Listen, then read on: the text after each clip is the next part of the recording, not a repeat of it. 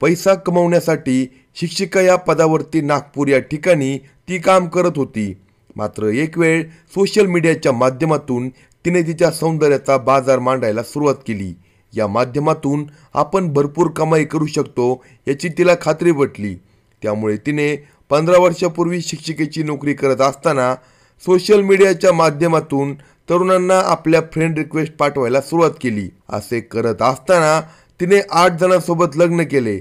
मात्र त्या तरुणांनी त्यांच्या बाबतीत जे काही घडलं त्यामुळे तिच्या बरोबरचा संपर्क तोडला। मात्र जेव्हा 8 जणांबरोबर लग्न करून सोडले तेव्हा 9व्या नवऱ्याबरोबर जेव्हा ती राहू लागली त्यावेळी मात्र एक भयंकर प्रकार घडला। चहाच्या हॉटेलमध्ये चहा घेत असताना अशी अद्दल घडली की गेल्या 15 वर्षापासून सुरू असलेले कांड पोलिसांनी उघडकीस आणले। या घटनेची सविस्तर माहिती आपण या व्हिडिओमध्ये पाहणार आहोत।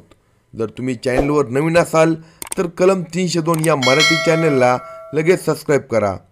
वैष्णवी हिने 15 वर्षापूर्वी BEdचे शिक्षण पूर्ण केले आणि नागपूर या ठिकाणी एका शाळेवर नोकरीला लागली।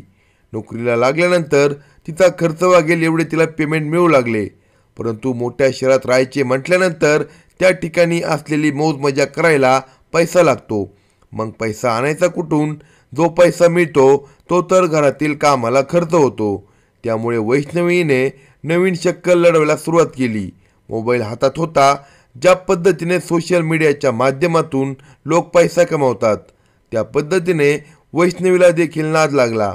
त्यावेळी तिने फेसबुकच्या माध्यमातून वेबसाईटच्या माध्यमातून वेगवेगळे उद्योग करण्याचा प्रयत्न करायला सुरुवात केली। फेसबुकच्या माध्यमातून जेव्हा ती एखादी पोस्ट करायची त्यावेळी तिचा चाहता वर्ग तिला फ्रेंड रिक्वेस्ट पाठवायचा आणि प्रतिक्रिया देखील व्यक्त करायचा। फेसबुकवर असलेले तिचे फोटो पाहून बोलण्याची इच्छा देखील व्यक्त करायचा। कारण वैष्णवी ही दिसायला सुंदर असल्यामुळे सोशल मीडियाच्या माध्यमातून तिने मोठ्या प्रमाणात मित्र बनवायला सुरुवात केली होती। याच काळात तिला शादी.com ही वेबसाईट माहीत झाली। त्यावेळी त्या वेबसाईटवर तरुण ज्या पद्धतीने बायका शोधण्यासाठी प्रयत्न करत होते त्या वेबसाईटवर वैष्णवी हिने तिचा फोटो अपलोड केला। पहिलीच वेळ असल्यामुळे आपल्याला किती प्रतिसाद मिळतो हे वैष्णवीला पाहायचे होते। त्यानुसार अनेकांनी तिचा फोटो पाहिल्यानंतर संपर्क करायला सुरुवात केली। आता वैष्णवीला तर लग्न करायचे नव्हते, मात्र एखादा चान्स मारून पाहावा अशा पद्धतीने तिने शादी.com वर नोंदणी केली होती। वैष्णवीने घरी आईला याविषयी सांगितले। त्यानंतर आई तिला म्हणाली, लग्न 1-2 दिवसांचा खेळ नसतो, ते आयुष्यभराचे अतूट नाट्य असते। ज्या पद्धतीने वैष्णवीला आई सांगत होती ते वैष्णवीने ऐकून घेतले। मात्र तिच्या डोक्यात वेगळाच प्लॅन सुरू झाला होता। पहिल्यांदा ज्या तरुणाने संपर्क केला होता त्याच्याशी वैष्णवीने संपर्क केला। दोघांच्या वयामध्ये जास्त अंतर नव्हते। वैष्णवी हिने शिक्षिका असल्याचे सांगितले होते, त्यामुळे सदरील तरुणाने वैष्णवीबरोबर लग्न करण्याचा विचार केला होता। त्यानुसार वैष्णवीची आई काका काकू यांना लग्नाची बोलणी करण्यासाठी पाठवले। त्यानुसार लग्नाची तारीख ठरली आणि काही दिवसात त्या तरुणाबरोबर वैष्णवीचे पहिल्यांदा लग्न पार पडले। लग्न पार पडल्यानंतर शेवटी वैष्णवीच्या मनात जे काही होते ते तर तिला साध्य करायचे होते। लग्न होऊन काही दिवस झाले, नवऱ्याबरोबर वैष्णवीने सुहागरात्र देखील केली आणि आयुष्यातील पहिल्या लग्नाचा अनुभव घेण्यासाठी ती सासरी राहू लागली। लग्न होऊन 1-2 महिन्यांचा कालावधी झाल्यानंतर वैष्णवीने तिच्या अंगातील नखरे दाखवायला सुरुवात केली। लग्न होऊन 1 महिना झाला तेव्हा वैष्णवी नवऱ्यासोबत झोपण्यास नकार देऊ लागली। नेमकं काय झाले आहे हे त्या तरुणाला कळेना। 2 महिन्यांचा कालावधी निघून गेला, मात्र वैष्णवी काही नवऱ्याची ऐकत नव्हती।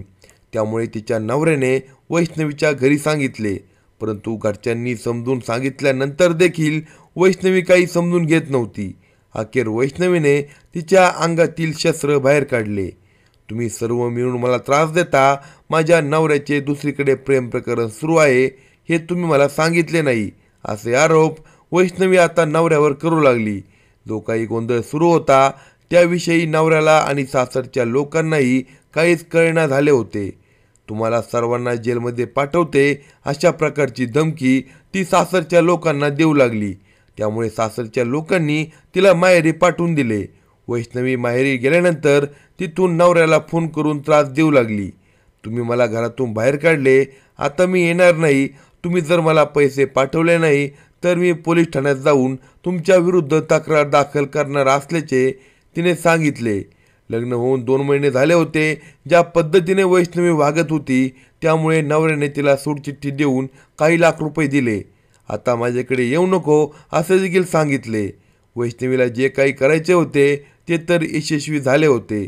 असे करून वैष्णवीने जवळपास 8 जणांना अशाच प्रकारे सोशल मीडियाच्या माध्यमातून फसवले. प्रत्येक लग्नाच्या वेळी वैष्णवी मी घटस्फोटित आहे, मला एक मुलगा आहे असे सांगून अनेक तरुणांना जाळ्यात ओढायची आणि सुहाग रात्र झाली की 1 महिन्यात वैष्णवी नवऱ्याला धमकी देऊन पैसे उकळण्याचे काम करू लागली. जर नवरा वैष्णवीला धमक्या देऊ लागला तर काही गुंड देखील वैष्णवीने जवळ केले होते. त्यानंतर वैष्णवीच्या सांगण्यावरून ते गुंड तिच्या नवऱ्याला मारहाण करायचे. त्यामुळे वैष्णवीचे खरे रूप काय आहे हे नवऱ्याच्या लक्षात यायचे. असे जवळपास 8 जणांविरुद्ध वैष्णवीने कारनामा केला होता. 15 वर्षात तिने 8 जणांकडून आत्तापर्यंत लाखो रुपये काढले. त्यामुळे 8 जणांनी नागपूरच्या गिट्टी खान पोलीस ठाण्यात वैष्णवी विरुद्ध तक्रार दाखल केली आहे. ज्या पद्धतीने वैष्णवी वागत होती त्यानुसार तिने 8 जणांना फसवून 9वा नवरा शोधला होता. त्याच्याबरोबर तिने परिचय वाढून गुपचूप लग्न उरकून घेतले होते. मात्र पोलिसात तक्रार झाली ती तिला माहिती नव्हती. पोलीस तिचा शोध घेत होते परंतु ती भेटत नव्हती. अखेर पोलिसांना एका खबऱ्यामार्फत माहिती मिळाली की वैष्णवी ही तिच्या 9व्या नवऱ्यासोबत फिरत आहे. त्यानुसार पोलिसांनी 14 मे 2025 रोजी तिला पकडण्याचा प्रयत्न केला. मात्र त्यावेळी तिने मी गरोदर असल्याचे सांगितले. त्यावेळी अटक टाळली आणि त्यानंतर ती फरार झाली. तेव्हापासून पोलीस तिचा शोध घेत असताना तिच्या 9व्या नवऱ्याविषयी माहिती मिळाली. त्यानुसार पोलिसांनी त्याला आत्तापर्यंत 8 जणांना कशा प्रकारे फसवले हे सांगितले आणि त्याचे डोळे उघडले. 29 जुलै 2025 रोजी तो वैष्णवीला घेऊन नागपूर शहरातल्या डॉली की टपरी नावाच्या चहाचे हॉटेल आहे त्या ठिकाणी आल्यानंतर पोलिसांना मिळालेल्या माहितीनुसार त्यांनी या हॉटेलवर छापा टाकला. त्यावेळी वैष्णवीला त्या ठिकाणावरून ताब्यात घेतले. वैष्णवीला ताब्यात घेतल्यानंतर कळले की हे सर्व प्रकरण 15 वर्षापासून सुरू आहे. प्रत्येक नवऱ्याबरोबर सुहागरात्र करायची आणि त्याला ब्लॅकमेल करून त्याच्याकडून पैसे काढायचे. जर दिले नाही तर गुंड पाठवून मारहाण करायची. अशा प्रकारची कबुली वैष्णवीने दिली. यामध्ये वैष्णवी एकटी नव्हती तर तिची आई, काका, काकू आणि एक धर्मगुरू तिला साथ देत होता. 15 वर्षात या टोळीने अनेकांना फसवले.